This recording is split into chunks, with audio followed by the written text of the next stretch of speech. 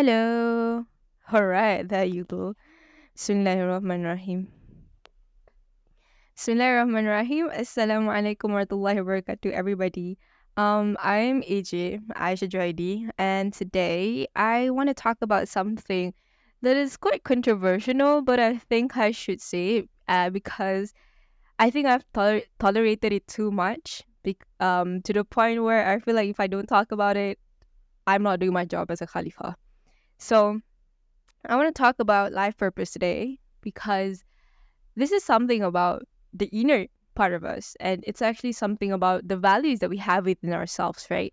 And I think it's so amusing to see people in my age, I mean, not just people my age actually. Macam if we talk about like life purpose in general, humans in general, we all try to define our life based on what we think it's best for us. So some people they might define themselves by the success or achievements that they get from education, or some of them probably see life purpose probably see to fulfill life purpose as like, oh, getting the best achievement is in businesses, or some of them are probably just like, I'm just gonna YOLO and live however I want.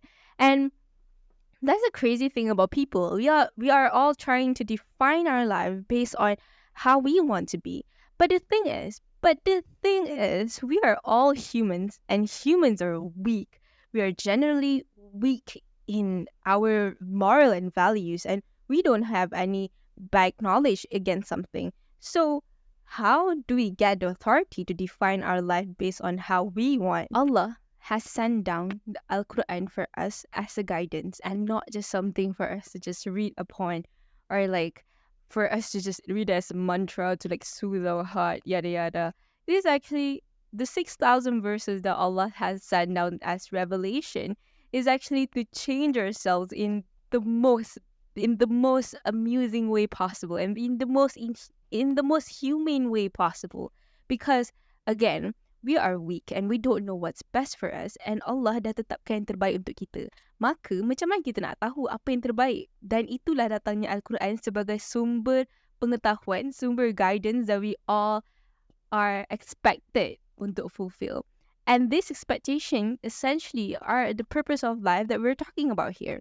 So, disebabkan Allah lah punca kepada kuasa, punca authority kita, punca purpose of life kita, dan Allah jugalah tempat yang mengetahui segala-galanya, maka kita kena ikut Allah sebab yang terbaik itu hanya Allah yang tetapkan. Dan apa yang terbaik untuk kita adalah apa yang Allah kata dalam Al-Quran. Dan bila kita go against, or like when we go against Quran, that's already something that would cause destruction on this earth, because the best version of ourselves is essentially the Quran that Allah has revealed to us 1,400 years ago. And a lot of people might go and say like, oh, this is a 1,400 manuscript. Like, this is just a religion manuscript. But why are we relying on something that is unreliable, so-called? You have to remember that this 1,400 religion manuscript that you're talking about is actually made from God, and it's not something that a human just made it up.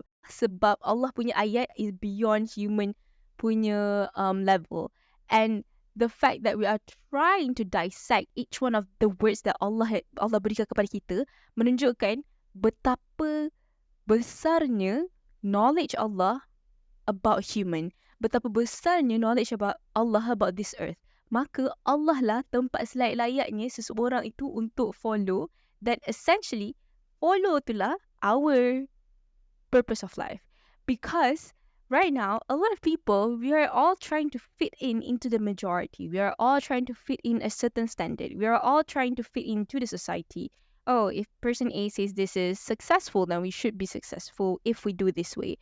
Sedangkan, apakah definisi sukses di mata Allah? Apakah sebenarnya usaha di mata Allah? Dan segala-galanya semua akan terjawab dalam Al-Quran. Tetapi permulaan kepada Al-Quran adalah purpose of life, of which tujuan kehidupan tu, sebab tujuan kehidupan tu lah yang akan guide kita. In Surah Az-Zariyat and also Surah Al-Baqarah, which is 51, 56 and 230. of which in 51:56 Allah says, "Wama khalaqtul jinna wal insa illa liya'budun." That means dan aku menciptakan jin dan manusia hanya untuk beribadah kepadaku. Allah created jinn and humans just so that we all worship to him. And the idea that this is our life purpose actually will set a fundamental value inside each one of us. And the second purpose of life as a Muslim that you should have, that we all should have, that I should have, is 230, which Allah says that Allah created humans so that we become the Khalifa of this earth. 51:56, Allah kata worship, and when we talk about worshiping, it's not really just about like something that's out the part of us. It is actually something that is within ourselves. It means that anything that's within you, that is also a form of worship. Kita tahu tentang hati kan. Hati ni dia ada chamber, dan chamber ni hanyalah untuk Allah sahaja. Dan bila kita mengisi Allah dalam chamber hati kita, maka itulah a form of worship as well.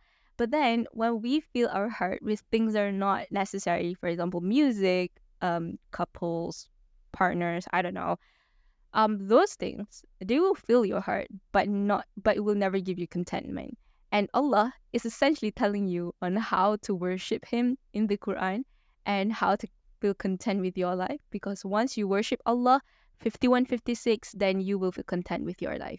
And those things are essentially really important because they will form a certain values inside of you. And those values will be shining throughout you, that your action will be the next second purpose of life, which is 230. Humans are really weak, and we don't get to define how our life should be, because we cannot depend on ourselves. We cannot depend on the government, because the government is also made by people. We cannot depend on parents, because parents are also humans. So the only source of strength, the only source of knowledge, the only source of power only comes from Allah. And because Allah is so kind to give us the Quran, we should all take advantage to learn about Quran, to actually act upon it, and to redefine every single thing in our lives so that we can become 51:56 and 230. And yeah, that's life purpose for you. So yeah, I am also still on the journey to learn what Islam is. And every single time I learn about Islam, I think it has always opened my eyes, and it always answers a lot of questions in my head.